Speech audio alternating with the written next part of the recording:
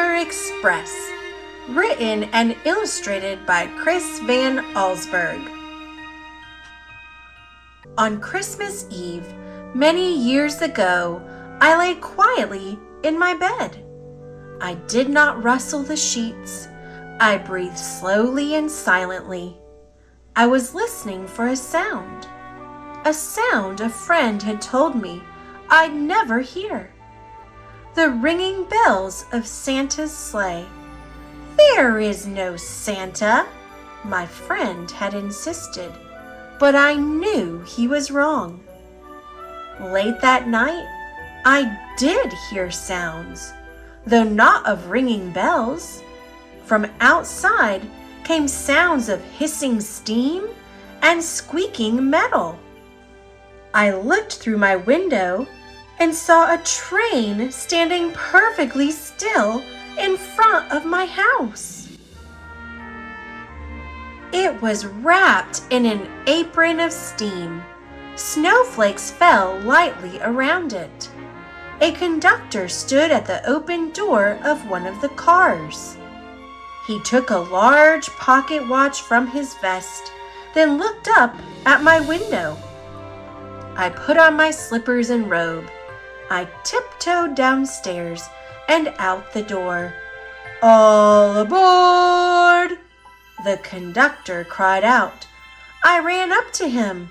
"Well," he said, "are you coming?" "Where?" I asked. "Why, to the North Pole, of course," was his answer. "This is the Polar Express." I took his outstretched hand and he pulled me aboard. The train was filled with other children, all in their pajamas and nightgowns. We sang Christmas carols and ate candies with nougat centers as white as snow. We drank hot chocolate as thick and rich as melted chocolate bars. Outside, the lights of towns and villages flickered in the distance as the Polar Express raced northward. Soon, there were no more lights to be seen. We traveled through cold, dark forests where lean wolves roamed and white-tailed rabbits hid from our train as it thundered through the quiet wilderness. We climbed mountains so high it seemed as if we would scrape the moon. But the Polar Express never slowed down. Faster and faster we ran along, rolling over peaks and through valleys like a car on a roller coaster. The mountains turned into hills, the hills to snow-covered plains. We crossed a barren desert of ice, the great polar ice cap. Lights appeared in the distance. They looked like the lights of a strange ocean liner sailing on a frozen sea. "There," said the conductor, "is the North Pole." The North Pole! It was a huge city standing alone at the top of the world, filled with factories where every Christmas toy was made. At first, we saw no elves. "They are gathering at the center of the city," the conductor told us. "That is where Santa will give the first gift of Christmas." "Who receives the first gift?" we all asked. The conductor answered, "He will choose one of you." "Look!" shouted one of the children. "The elves!" Outside, we saw hundreds of elves. As our train drew closer to the center of the North Pole, we slowed to a crawl. So crowded were the streets with Santa's helpers. When the Polar Express could go no farther, We stopped, and the conductor led us outside. We pressed through the crowd to the edge of a large open circle. In front of us stood Santa's sleigh. The reindeer were excited. They pranced and paced, ringing the silver sleigh bells that hung from their harnesses. It was a magical sound, like nothing I've ever heard. Across the circle, the elves moved apart, and Santa Claus appeared. The elves cheered wildly. He marched over to us and, pointing to me, said, "Let's have this fellow here." He jumped into his sleigh. The conductor handed me up.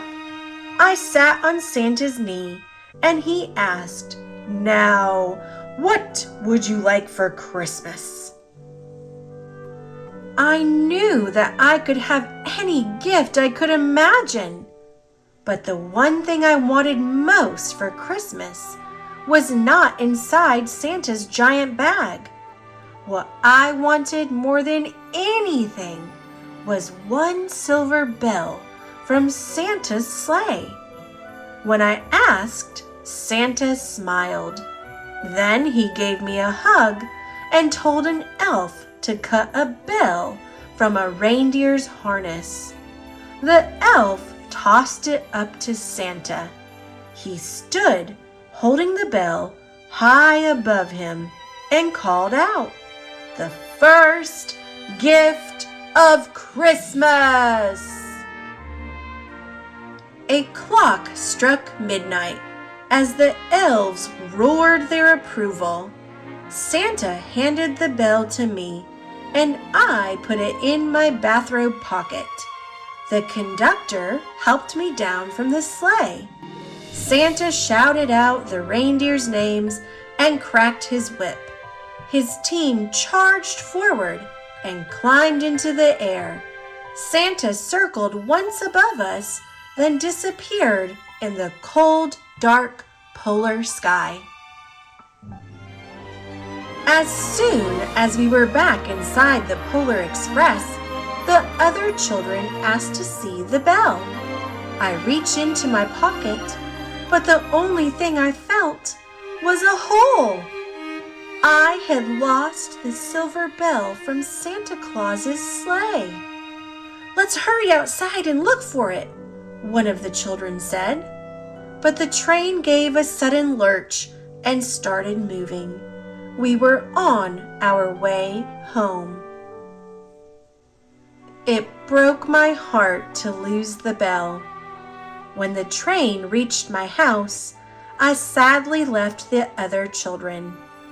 I stood at my doorway and waved goodbye. The conductor said something from the moving train, but I couldn't hear him. "What?" I yelled out.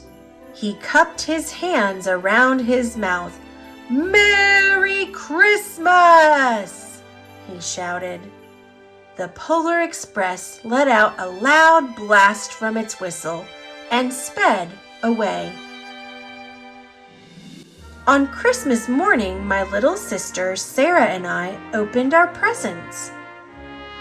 When it looked as if everything had been unwrapped, Sarah found one last small box behind the tree. It had my name on it. Inside was the silver bell. There was a note. "Found this on the seat of my sleigh. Fix that hole in your pocket." Signed, Mr. C. I shook the bell. It made the most beautiful sound my sister and I had ever heard. But my mother said, "Oh, that's too bad." "Yes," said my father, "it's broken." When I'd shaken the bell, my parents had not heard a sound. At one time, most of my friends could hear the bell, but as years passed, it fell silent for all of them. Even Sarah found one Christmas that she could no longer hear its sweet sound. Though I've grown old, the bell still rings for me, as it does for all who truly believe.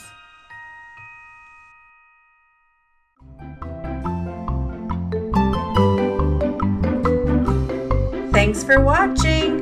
Click subscribe. See you later, alligator.